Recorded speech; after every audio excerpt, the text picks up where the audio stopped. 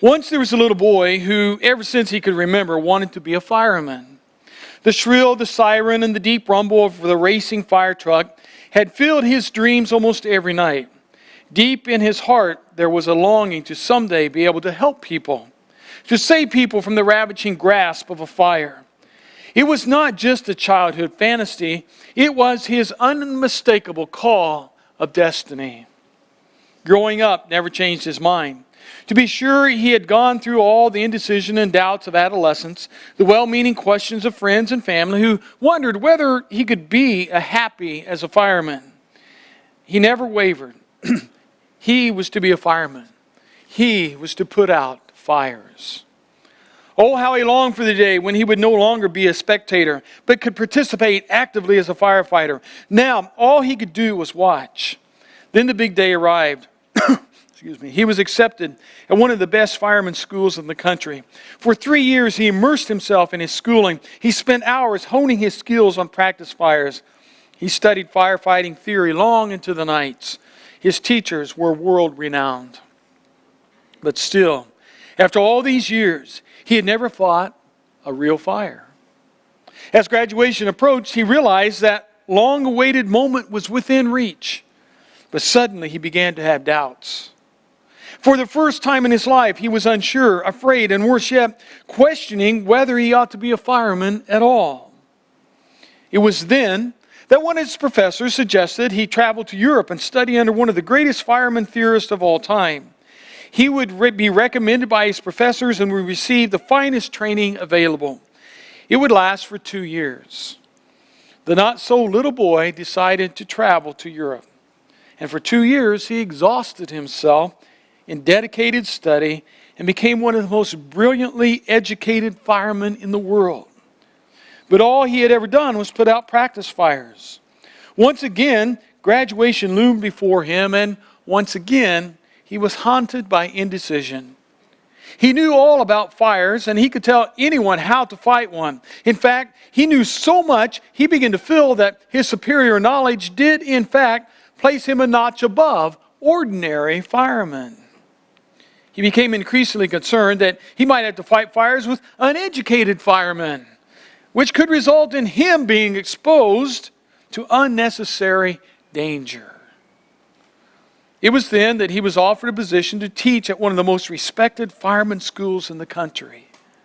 He accepted, and for 25 years he taught with honors and received recognition worldwide. And when he died, they read his memoirs and came across a strange passage while on his deathbed. He said, "I lie here today reviewing my life.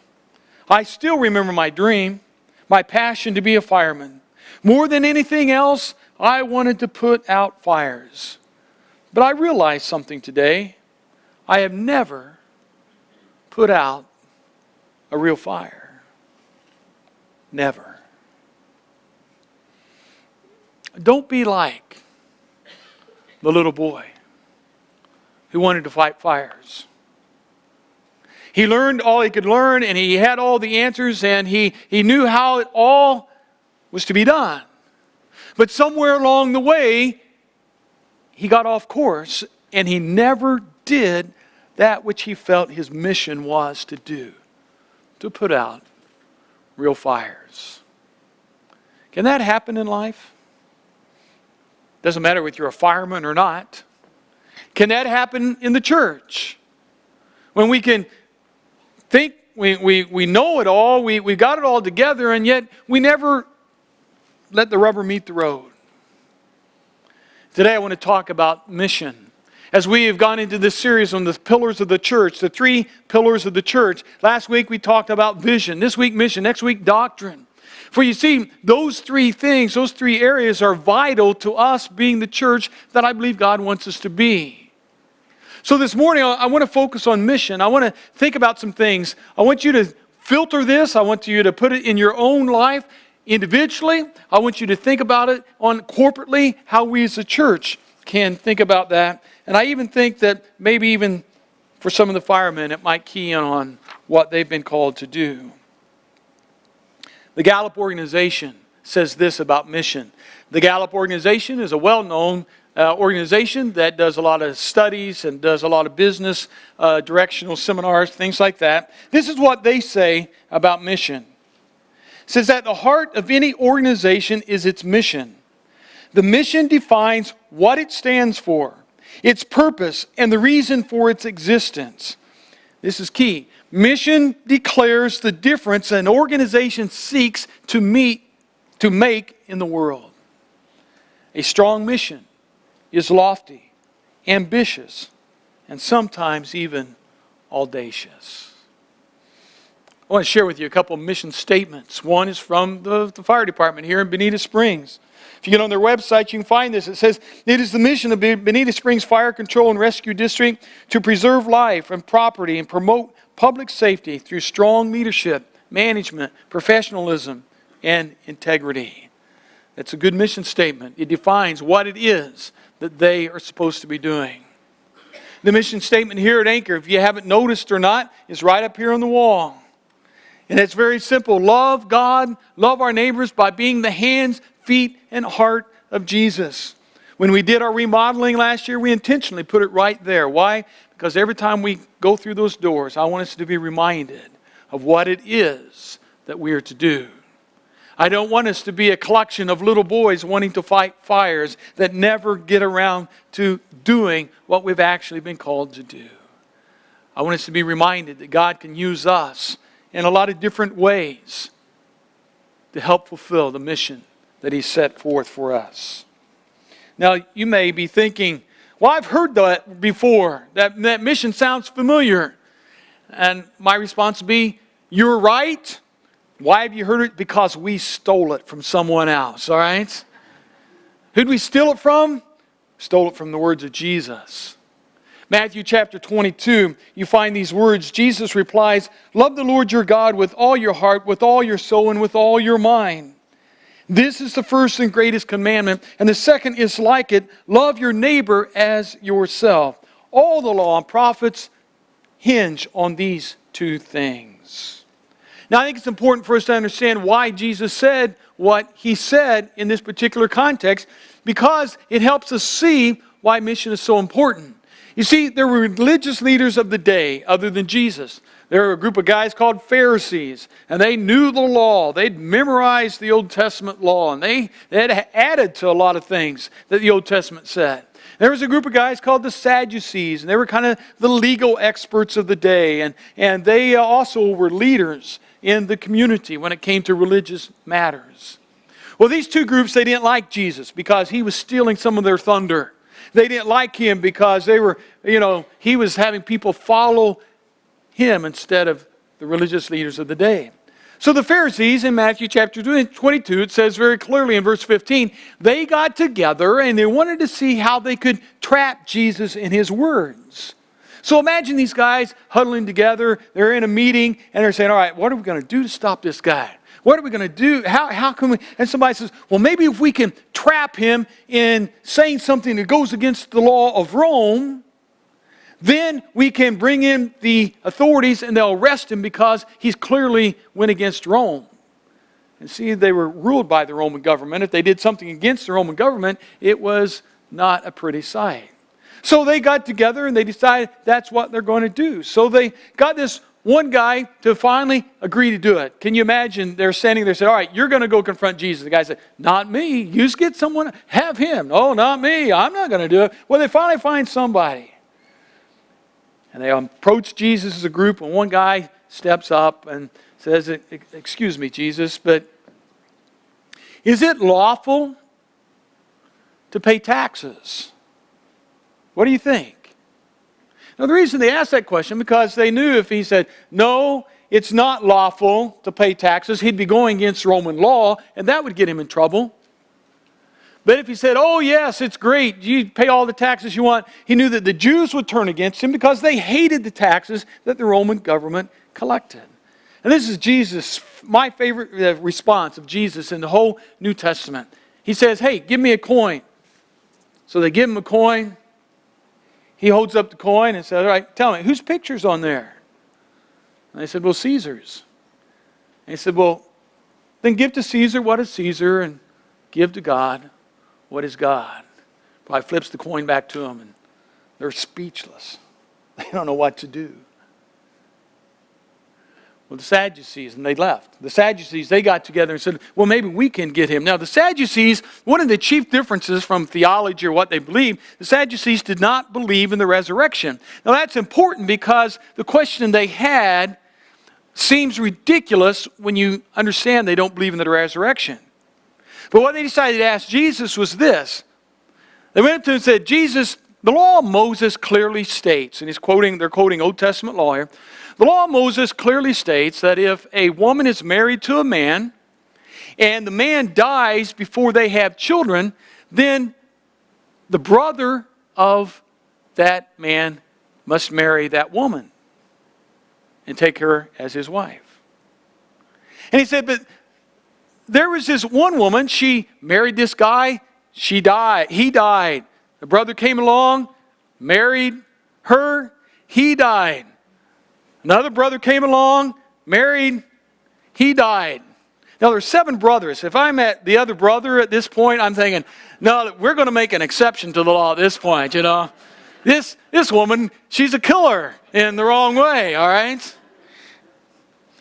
Went through the line. 7 times it happened. So their question to Jesus was this, all right, Jesus, when they all go to heaven, which man's going to be the husband of the woman?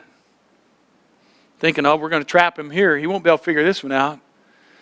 And Jesus kind of shook his head and said, you guys, you don't have a clue, do you, what the Scriptures really say? The Scriptures say there's not going to be given marriage in heaven, and it's not going to be like that. And they went away. Well, they went away, and the Pharisees came back up and said, all right, we got one more question. They got an expert of the law. And Jesus, here's the question. Which is the greatest of the commandments? And they're thinking there's no way he can answer that because they had added several commandments to all the other commandments, and they thought they were all on equal level, and you had to follow every 565 of the laws they came up with. If you wanted to get into heaven, you had to follow every one. I think we got him here. And Jesus responds to them, you want to know?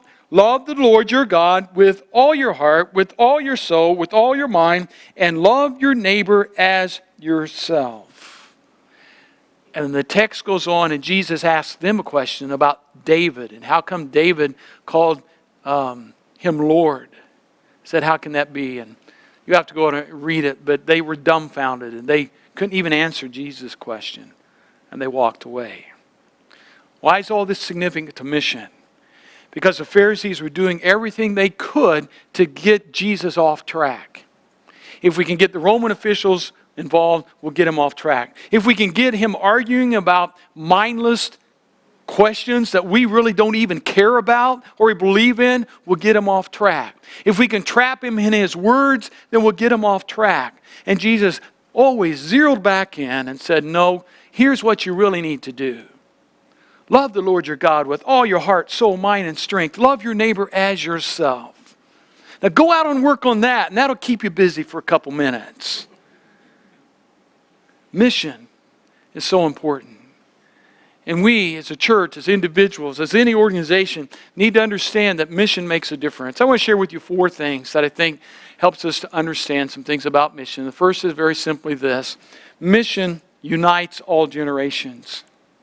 Mission unites all generations. Last week when I spoke about vision, I said our vision at Anchor is to be a healthy church that ministers to the multiple generations of Southwest Florida. That's so important. And I think mission is so important because what mission does, it unifies people regardless of where they fit in there generationally. The Gallup poll in one of their studies showed that if you were a Gen Xer or a millennial or a baby boomer or a builder, and that pretty much covers all the generations that we have in here, if you're part of any one of those and yet you're a part of something that focuses on mission, that mission transcends generations because it's the mission that keeps you all working together. And that's so true. We just had a great illustration of that here at Anchor this last week. Yesterday we had the big garage sale. We do this every year for our young people. The money from the garage sale goes to help send them on a mission trip. Next summer, we hope to send them up to Boston to work with an inner city ministry there and also work with some of the new churches that we're working with up in the Boston area. So, we announced we're going to have a garage sale, and guess what happened? All of you. No, it didn't rain. God blessed us with no rain. But all kinds of people started bringing all kinds of wonderful treasures. And I say that kind of tongue-in-cheek, but it really did. There was some very good stuff given. And it took everyone to do that. It didn't matter if you were 90 or you were 9 years old. Everybody came together. And we made a little over $2,100 through that. So thank you for that. But even neater than that is on Thursday and Friday leading up to, there were people that were retired that they're not even going on a mission trip next summer. But you know what? They were here all day long, sorting and cleaning and putting on prices and getting it all together. And Saturday morning, some of us gathered at 5 o'clock in the morning and we drug stuff outside and prayed that it wouldn't rain, and God blessed that. And then they stayed the rest of the day, and we had kids here that they were helping move all this stuff. And we were all on mission. We were all working together so that next summer a group of kids can go out and really learn what it is to be the hands, feet, and heart of Jesus. I think it's a beautiful illustration of how mission unites all generations. You know, we can focus on a lot of things in the church that get us off track. And unfortunately, sometimes in churches, they're arguing about what color carpet we're going to have, or whether I like this song or I didn't like that song, or what in the world's a preacher wearing? How could he wear that in public? You know, and all this stuff. My wife even does that. She said, the other day I was going out, and when I'm doing stuff around the house, I pretty much look like a slob, right? And she said, "You can't go out in public looking like that. You're a minister." You know, I said, you know. And it's so easy to get off track and distracted and all those things. But mission unites all generations. Mission, secondly, brings alignment.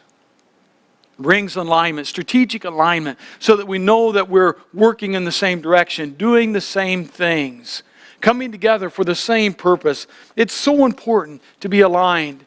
It helps leaders make the right decisions for doing what it is they want to do. You know what? There are a lot of good things that can be done in this community, in the church, reaching people. There are a lot of good things that can be done.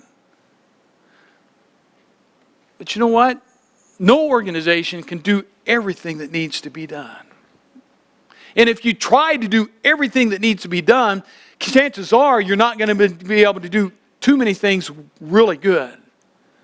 So mission, loving God, loving our neighbors, trying to be the hands, feet, heart, and Jesus causes us to align, work together for the same cause.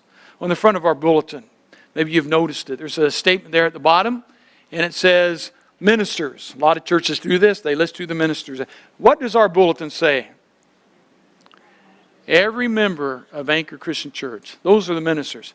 And then underneath there it says staff. Who's that? That's just us guys that had the privilege of getting paid to do some of the things we enjoy doing.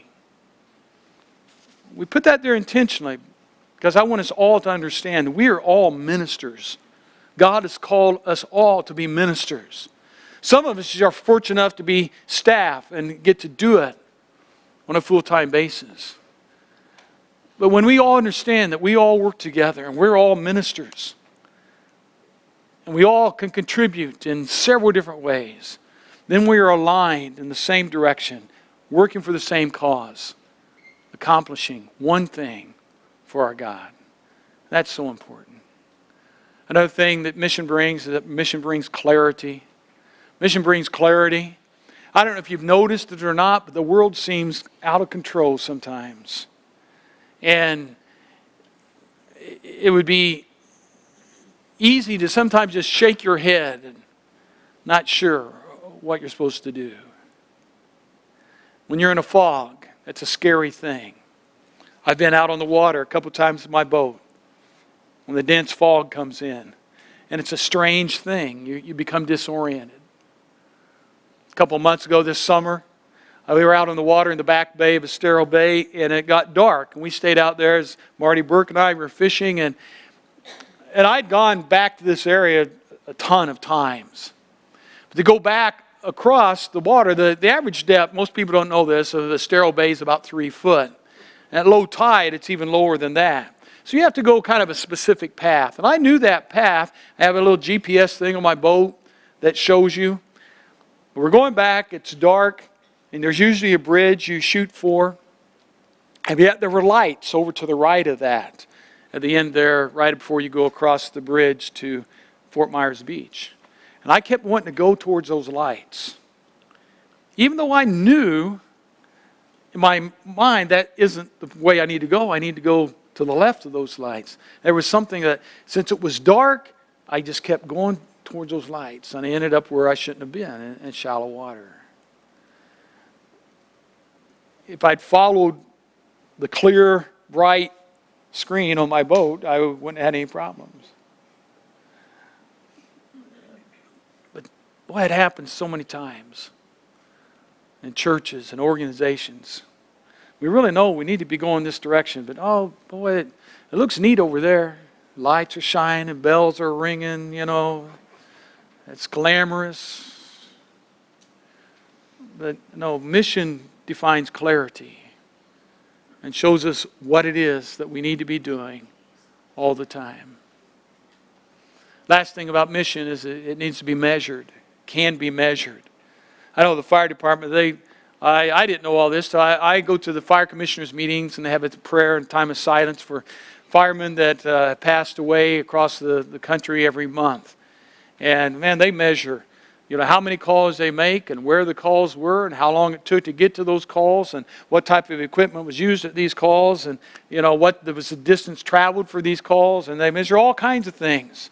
And it's not just to keep Chief Dago off the streets, all right?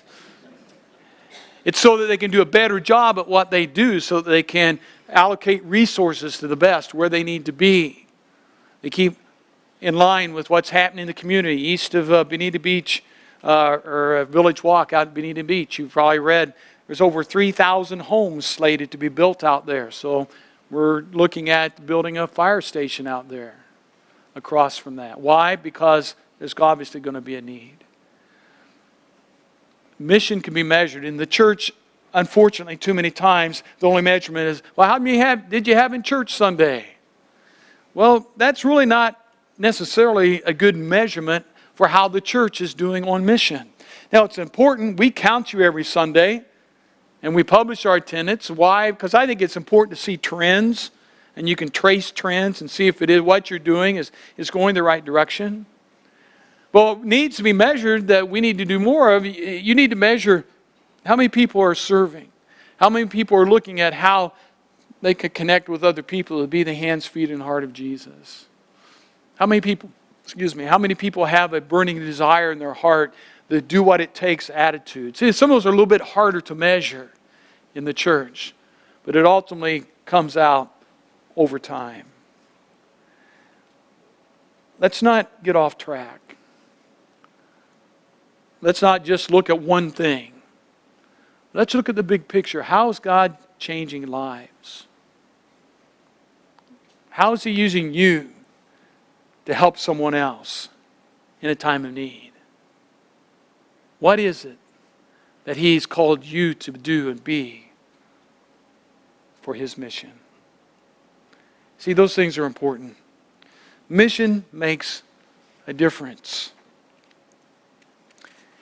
The interesting thing about mission is this.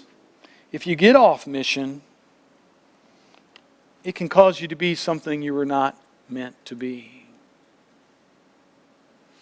I've shared this with you before. You've probably heard it. Yale and Harvard. Ever hear of those little schools? Okay, up in the east. Harvard and Yale, they were started to be schools to train preachers to go out in the early history of America. I wouldn't go there to get a ministry degree today. I can afford to go there, even if I wanted to. Somewhere they got off mission and ended up somewhere else. Staying on mission makes a difference. Google, you ever heard of Google? You know, someone says, I'm wondering about something, and you say, well, just Google it. It's become, a word in our vocabulary. They say that this generation is the first generation that has no excuse for not knowing everything that they can know. Because you can Google it. It's a search engine. You put it in, come up with a word, phrase, and instantly you'll have hundreds of thousands of responses on whatever subject that you want. Here's Google's mission statement. Google's mission is to organize the world's information and make it universally accessible and useful. I think they've done a pretty good job with that. I use Google all the time. It's one of my biggest sermon aids. Well, maybe not. Hopefully the Bible is first. But staying on mission isn't always easy. Because it's so easy to get distracted. Jesus weighed in on his mission and other things that he said. He said, love the Lord your God with all your heart, soul, mind, and strength. Well, what does that mean? Listen to what Jesus said in Matthew chapter 10. He says, anyone who loves his father or mother more than me is not worthy of me. Anyone who loves his son or daughter more than me is not worthy of me. And whoever does not take his cross and follow me is not worthy of me. Whoever finds his life will lose it, and whoever loses his life for my sake will find it. That doesn't sound like easy love to me. That's tough. Why in the world would he say something like that? You got to love other people, but don't love anybody else more than you love me. He's talking about commitment. He's talking about a lot of dynamics. He says love is tough. And yet, he said that's the most important thing. Love the Lord your God with all your heart, soul, mind, and strength. And then that second part about love your neighbor as yourself. Luke 10, and who's my neighbor? Someone asked him. And in reply, Jesus said, a man was going down from Jerusalem to Jericho. When he fell into the hands of robbers, they stripped him of his clothes. They beat him. They left him for dead alongside the road. You know the story of the Good Samaritan. The priest comes by and says, oh, not today. I got things to do. Levi comes by and says, oh, I can't touch a dead guy. I'll get my hands dirty. I'll become ceremonially unclean. And then this Samaritan guy comes along and he stops and he puts the guy on his donkey and takes him to the inn, pays whatever it is. The Samaritans, in the Jewish mindset, as they heard that story, that would be the last guy they would have ever expected to help someone alongside of the road. And Jesus says, that's your neighbor. So Jesus kind of rains on our party because it's, oh, I'm going to love God, I'm going to love my neighbor, all these things. And he said, wait a minute, before you say that, you need to understand that sometimes that's tough. Sometimes that calls on you to do things that you wouldn't normally do. Sometimes that calls you to look at people instead of look beyond people. It calls you to be the hands, feet, and heart of Jesus. So it's not always easy, but it's important to stay on mission. So here's my challenge to you. Live each day by staying on mission. As individuals, as an organization, as a church, live each day. Stay on mission. Always keep it in front of you to do and be what God means for you to be. Remember the definition of mission? It is that which distinguishes you from the rest of the world. Winston Churchill knew a little bit about mission. That's what he said. To each there comes in their lifetime a special moment when they are figuratively tapped on the shoulder and offered the chance to do a very special thing, unique to them and fitted to their talents. What a tragedy if that moment finds them unprepared or unqualified for that which could have been their finest hour. Don't ignore God's tap on your shoulder. Mordecai said to Queen Esther in the Old Testament, it's for such a time as this that God has placed you where you're at. I want to end by the same scripture we ended with last week. I want us to say it together.